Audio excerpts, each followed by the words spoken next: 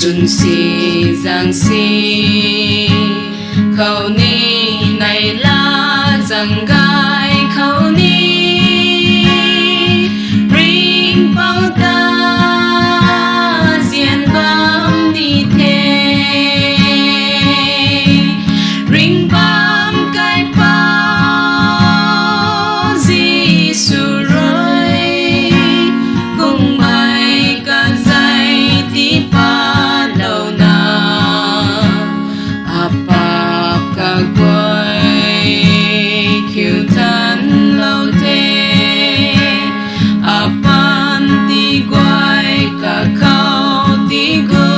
lâu na ring bao na ta diện bóng ni thế ta bui bui pu si đi ring bao ta diện bóng ni in tháp ta ri khâu ni in gu bui gan khâu ni ring bao ta thuần bóng ni thế ring bám cái bao Giêsu rồi cùng mày cả dây tí pa lâu na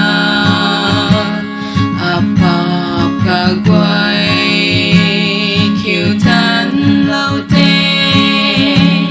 apan tí quay cả khâu tí gu lâu na ring bao na ta